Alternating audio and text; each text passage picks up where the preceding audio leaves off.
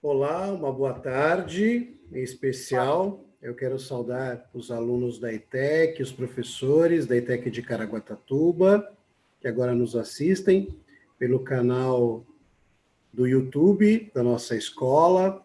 Quero também saudar a Terezinha de Oliveira Marciano Costa, ela que é presidente da Associação Zambô, do Movimento Negro de Caraguatatuba. Terezinha, muito boa tarde. É um prazer tê-la conosco aqui para a gente conversar sobre esse tema tão importante e tão atual. E também quero saudar aos alunos do Grêmio Estudantil da nossa ETEC de Caraguatatuba, que fizeram todo um esforço para que a gente tivesse essa live e debatêssemos sobre a questão do racismo. Eu sou o professor Paulo Alexandre, professor de Ética, História e Filosofia. E nessa tarde eu tenho a honra, então, de ser o mediador dessa conversa tão importante e atual que tratará sobre a questão do racismo no Brasil. Não só no Brasil, como também no mundo, né? Nós temos aí acompanhado tudo o que tem acontecido. Inclusive, o movimento, né? Black Lives Matter, vidas negras importam. Para a gente dar uma contextualizada histórica, antes de eu passar a palavra para a Terezinha, os negros foram trazidos para o Brasil a partir de 1549, durante o período da colonização, para, num primeiro momento, ocuparem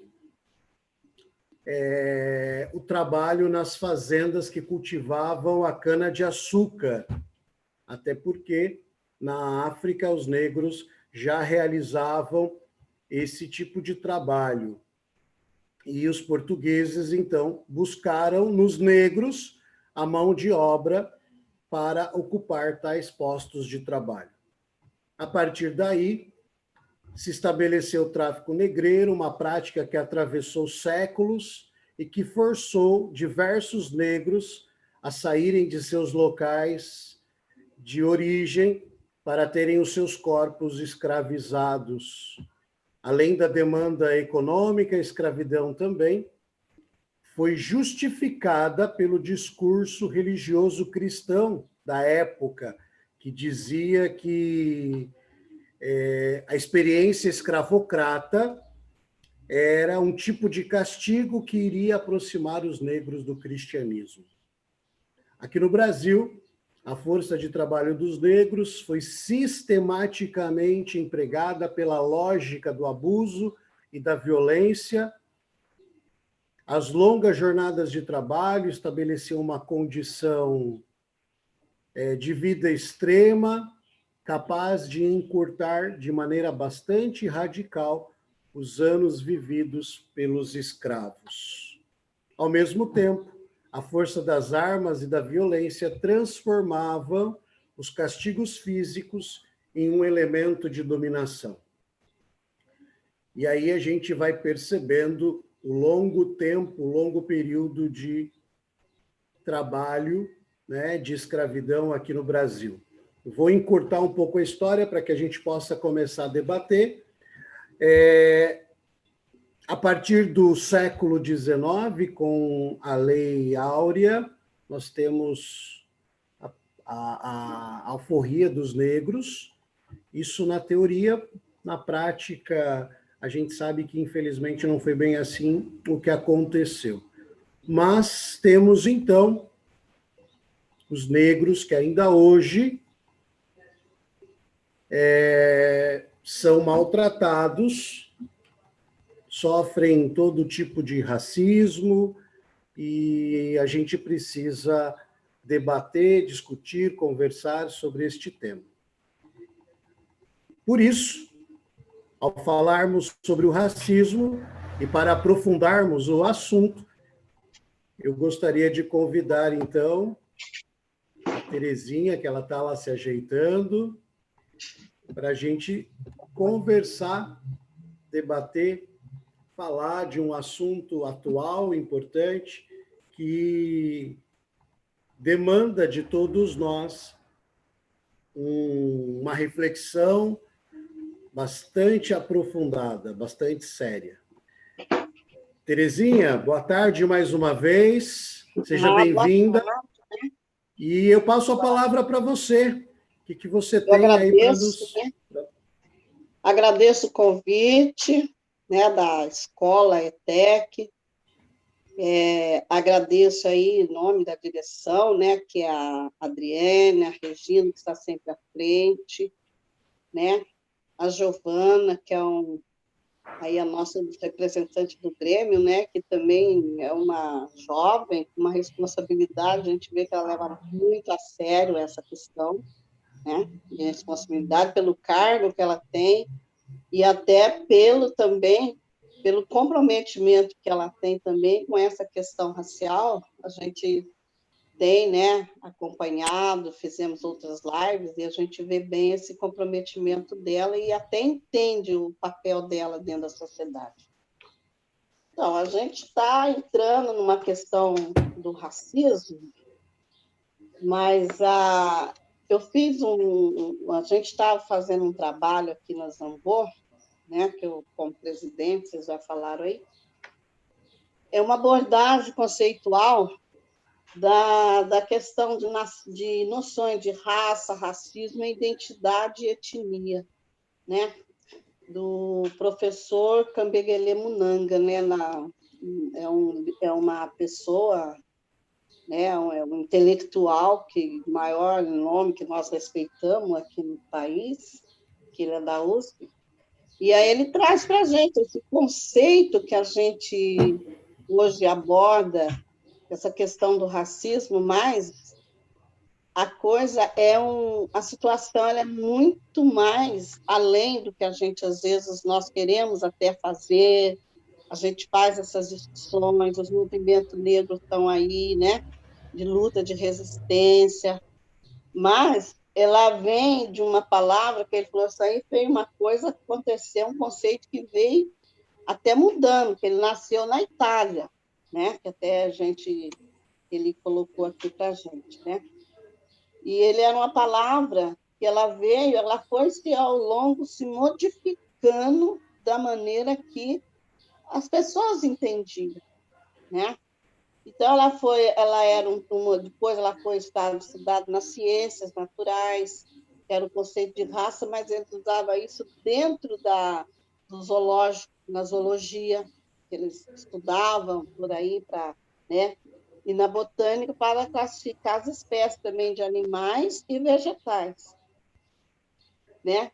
E nesse sentido, o naturalista sueco Carl von, conhecido português, ele usou para classificar as plantas 24 raças e classes das plantas. Veja bem, então ela vem de uma coisa para a gente entender hoje essa questão da onde que querem chegar nessa questão. Então ela passou por esse processo todo, né?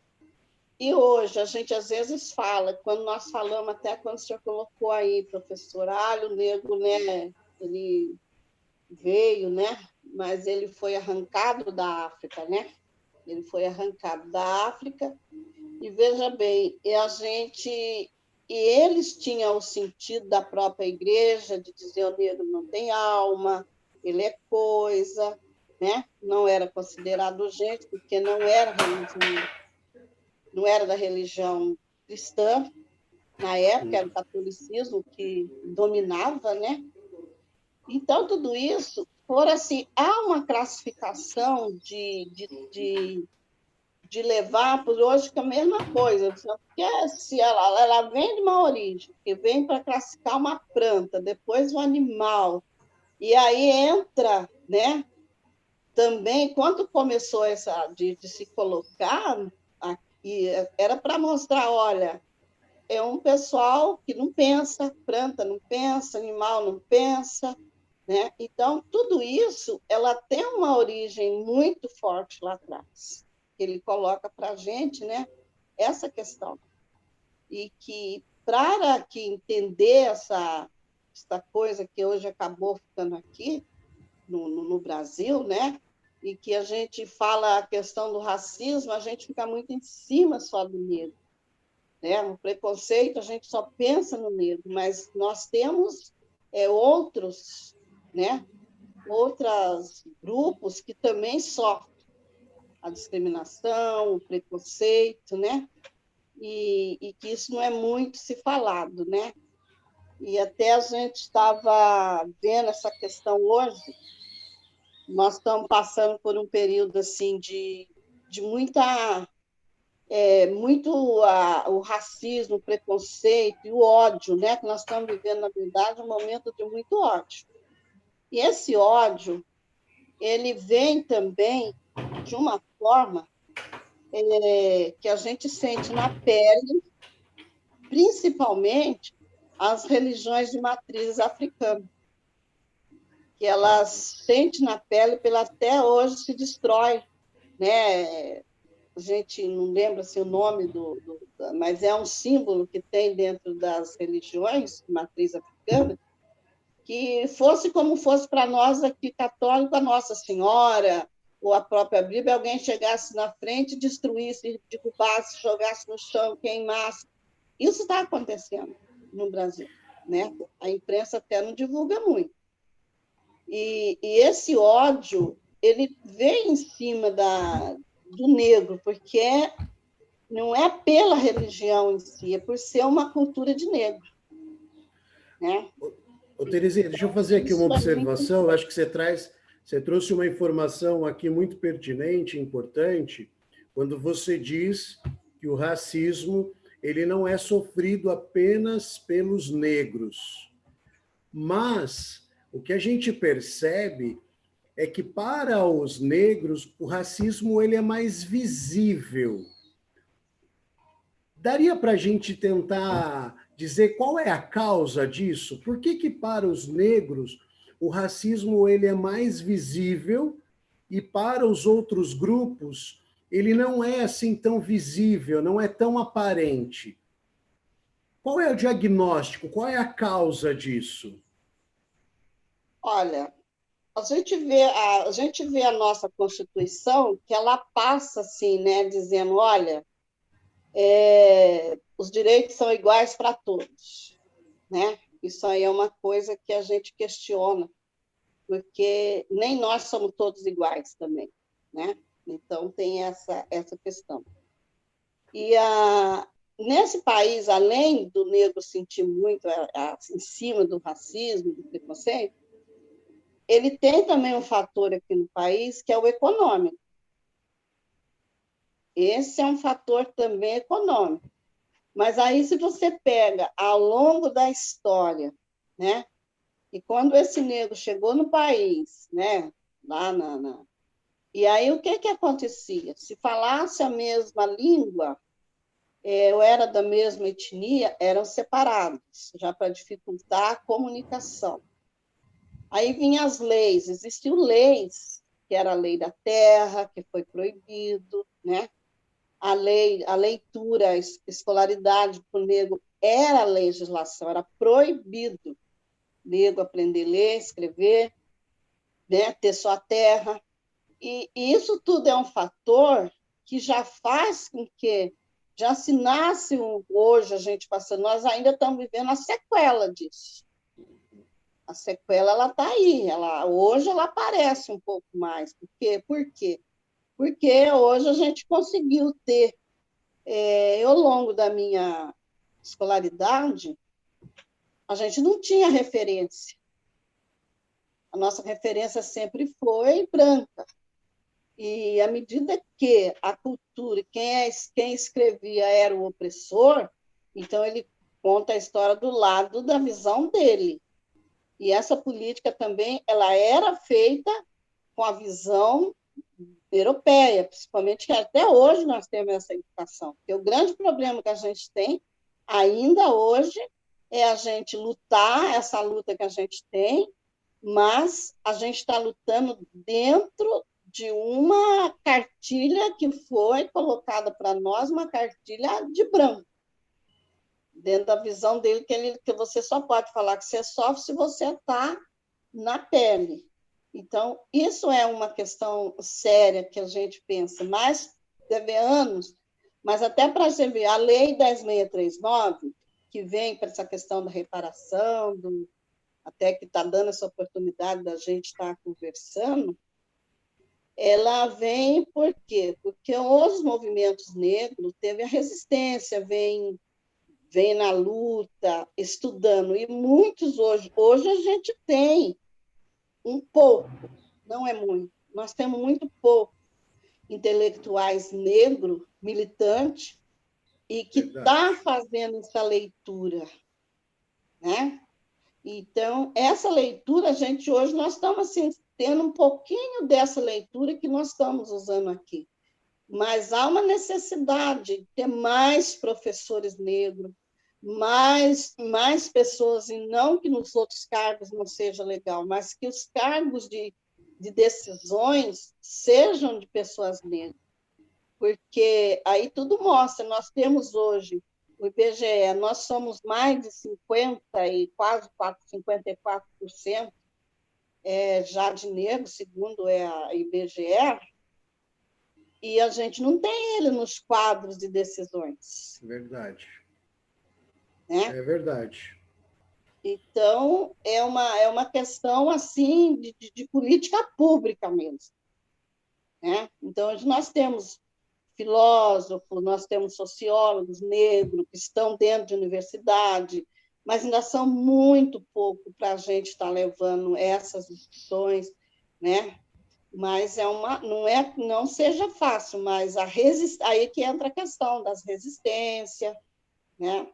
A gente trabalha muito, né, com essa questão da educação, porque como nós temos a nossa ONG, o nosso trabalho é em cima da cultura e educação, não dá para trabalhar uma coisa e outra.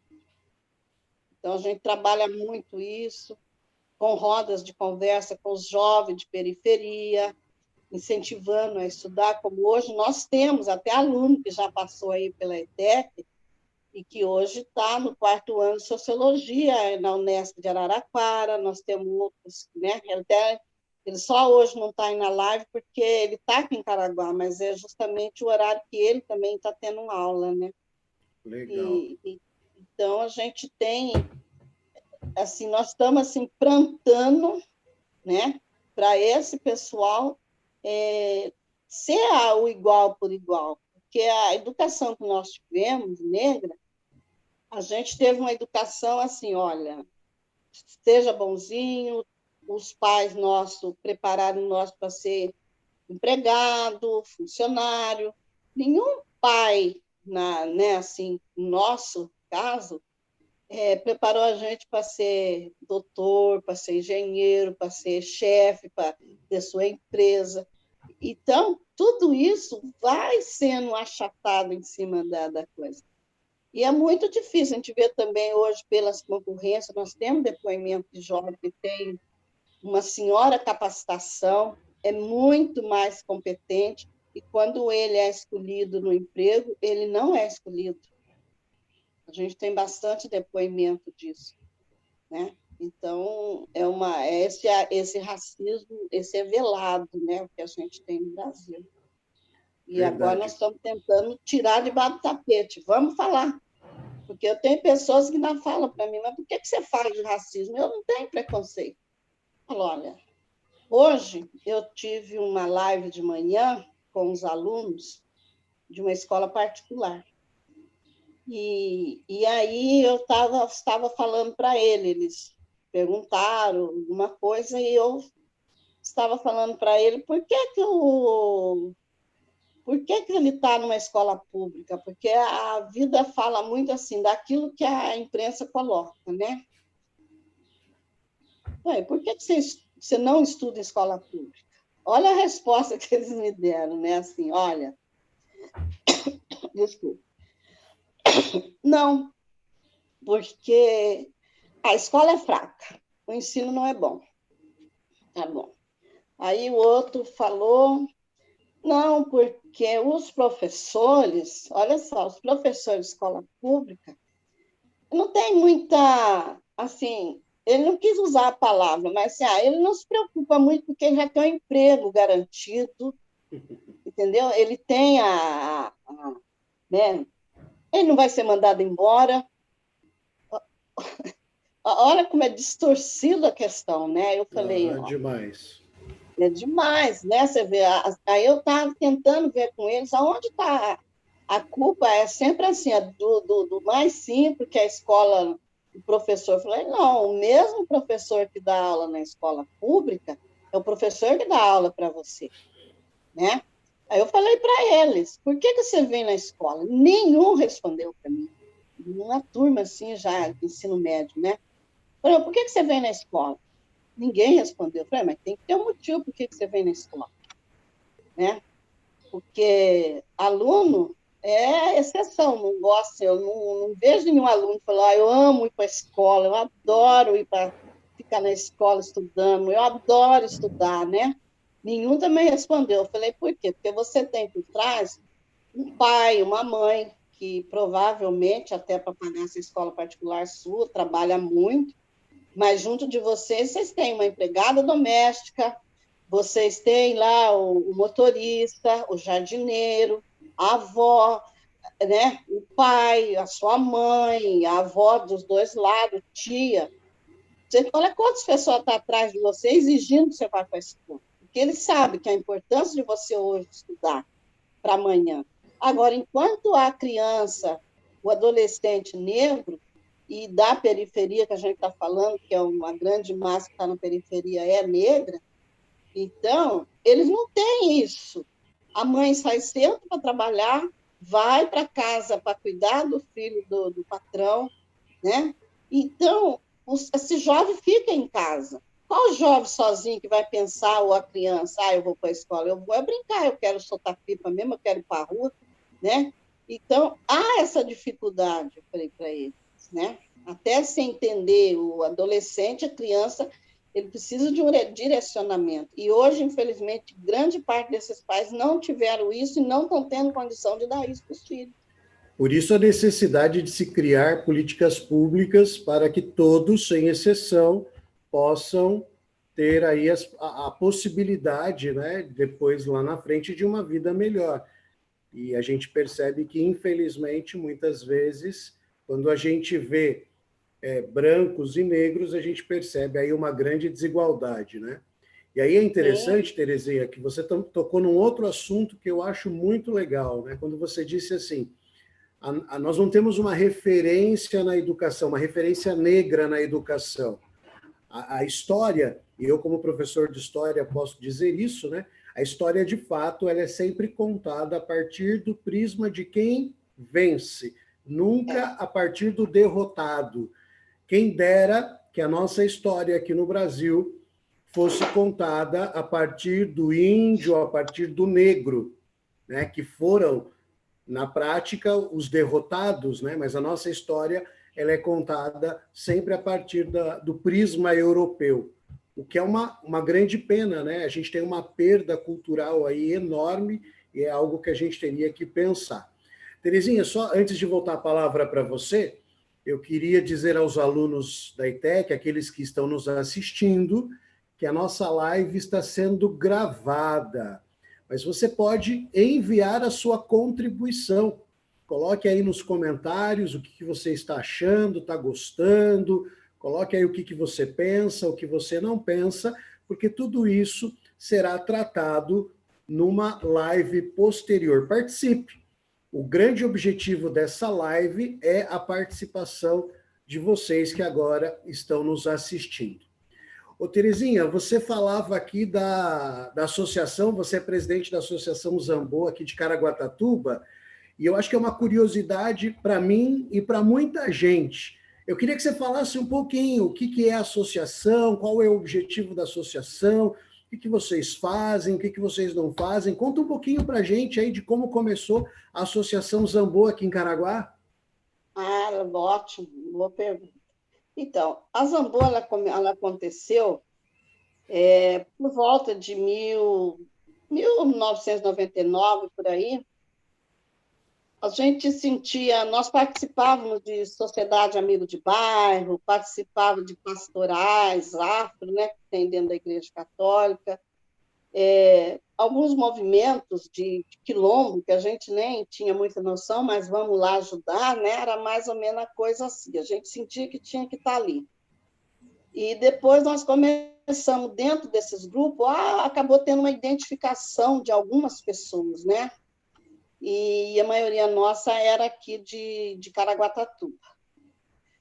Então, a gente começou a nos reunir do nada, assim, um sábado ia na casa de um, no outro sábado era na casa do outro, e assim a gente ia fazendo. E nessas discussões a gente começou a ver, falar, nossa, a gente não temos que fazer alguma coisa nesse sentido, porque na questão do negro, que a gente ouvia, né, na televisão, ouvia nos rádios, jornais, né? Então aí o movimento, a gente começou com o movimento negro.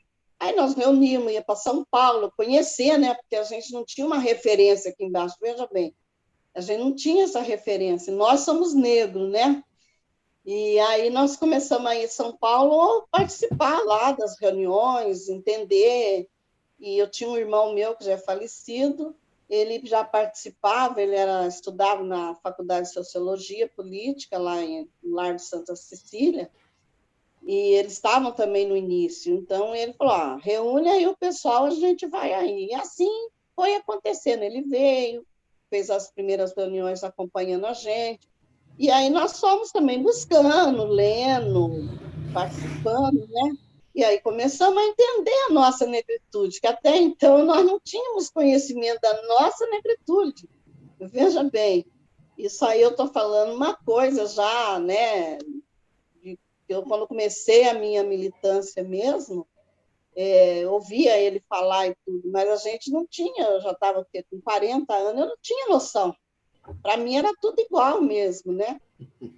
E aí a gente começou a sentir a necessidade, quando nós falávamos quanto grupo, quanto movimento, ela fica uma coisa meio solta, né? Então nós tínhamos grupo de capoeira, grupo do maculelê, de puxado de rede e tal, de samba, mas a gente não tinha assim como ter uma referência. E aí foi que nasceu a ideia de criar uma associação,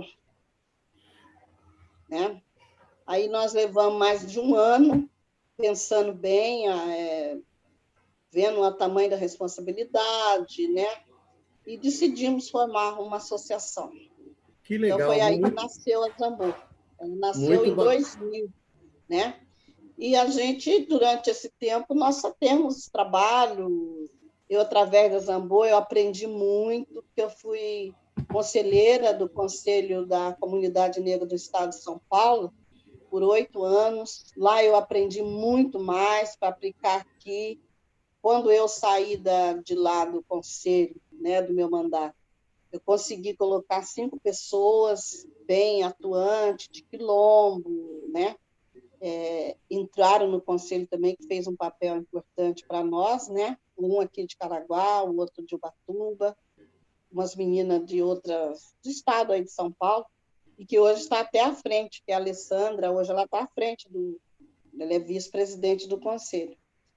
Então, acho que a trajetória é essa. E nós hoje, pensando, né, aí conhece pessoas como Regina, como Adriane, que a gente começa a sentir que tem uma situação mal resolvida, que a gente precisa buscar muito mais. E nessa busca, eu não tinha, assim, nível universitário, tá? Eu era, assim, muito pelo coração. E aí resolvi estudar.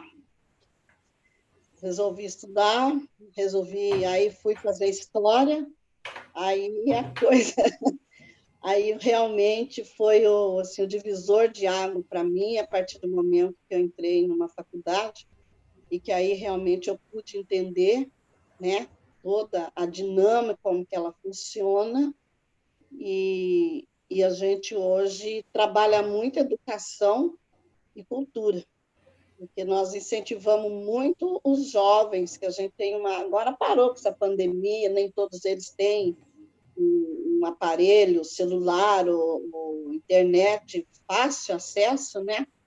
Porque a gente tem esse trabalho com eles, é o sábado e domingo, nós de manhã a gente toma um café junto para discutir como foi o dia da semana, e aí há essa coisa da gente estar falando, sendo facilitador para eles ir para uma escola, estudar, e tem dado resultado. Para nós temos, graças a Deus, algumas pessoas, que não é muito, mas quando a gente consegue 3, 4, a gente sente assim feliz. E o bom é que eles estão se formando, mas continuam na militância. Eu acho que esse é muito importante, que são os nossos multiplicadores. Que legal, muito bom o trabalho de vocês. E é interessante, você então é até minha parceira profissional, né? Também uma historiadora, e eu, inclusive, há pouco tempo atrás, trabalhei com os alunos essa questão da escravidão aqui no Brasil, porque muitas vezes a gente para apenas na questão da escravidão, mas a gente se esquece que com a vinda dos negros para cá, houve também um grande crescimento cultural aqui no Brasil, com relação à cultura, música, dança, alimentação, palavras que nós usamos no nosso idioma. E aí a gente vai percebendo que, com toda essa questão do racismo, a gente meio que se esquece de toda essa contribuição, né, negra na formação cultural do Brasil. E quando a gente vê pessoas como você, que militam nessa causa e que estão à frente dessa causa, a gente fica muito feliz. E a gente se dá conta que, de fato, a luta é árdua, mas é uma luta que vale a pena. Eu tenho certeza que talvez, se nós não colhermos os frutos, aqueles que virão depois de nós irão colher os frutos que agora a gente está aí plantando, né? Sementes que nós estamos plantando, outros vão colher. Terezinha, a gente já está estourando o tempo foi passando, a gente foi conversando aqui, um papo muito gostoso, mas aí eu vou pedir para você agora as considerações finais, para a gente encerrar essa nossa conversa aqui. Bom, a gente encerra, né? Mas a gente ainda tem que continuar, porque não tem muita mais coisas para a gente, né? Sem dúvida. Uma continuidade. Olha, eu só tenho que agradecer essa oportunidade da gente estar colocando, né, a nossa questão. Eu acho que nós aqui hoje, um grupo da nossa comunidade negra aqui em Caraguatatuba, é um grupo que tem muito, assim, contribui muito com o município na parte da cultura, e o que a gente trabalhamos também muito, acho que agradecer aí a Giovana, que está à frente, né? O que a gente espera é essa união, é essa continuidade do nosso trabalho, né? Porque a gente vai estar aí, como dizem, a luta ela né? Mas quando a gente fala resistência, é resistência. E é atitude, que é o bom, né? Que é o negro e da militância, a gente tem muita atitude. Então, acho que é isso que a gente espera. A escola, né? De parabéns, a escola que tem essa preocupação de ter essa fala, ter esse comprometimento com os alunos, porque nós estamos fazendo formação, né, de caráter, e eles entenderem como é que se dá essa questão do racismo. Então, é muito importante que a escola esteja de braço com a gente, porque, como nós falamos, a vida negra importa? Importa, mas o que é mais hoje que a gente discute é enfrentamento contra o antirracista, porque a gente sabe que o país é racista, é preconceituoso, mas a gente tem hoje um discurso do antirracismo, que é isso que a gente tem que estar trazendo à tona mesmo, né? Então, acho que agradecer aí a todos, né? E fico à disposição. Eu que a agradeço. Agradece. Eu que agradeço a sua disponibilidade, essa sua contribuição, o seu trabalho. É um trabalho belíssimo. Saiba que a nossa escola, a ETEC de Caraguatatuba, estará sempre de portas abertas para te receber, para receber a Zambô. Quero aqui agradecer também a professora Adriene, diretora da nossa ETEC, a professora Regina, orientadora pedagógica, a Gica, né, a Giovana, e na pessoa da Giovana agradecer a todo o Grêmio Estudantil, e a você, aluno da ETEC, que nos acompanhou, a você que nos assistiu, manda aqui a sua contribuição. Espero que vocês tenham gostado, e como a Terezinha falou, essa é a primeira de várias outras lives, várias outras palestras, vários outros momentos que nós teremos para refletir, conversar sobre a questão do racismo no Brasil. A você, um grande abraço e até a próxima. Até mais. Tchau, tchau, pessoal. Tchau, Terezinha. Um axé para todo mundo. Muito axé para todos nós. Até logo, pessoal.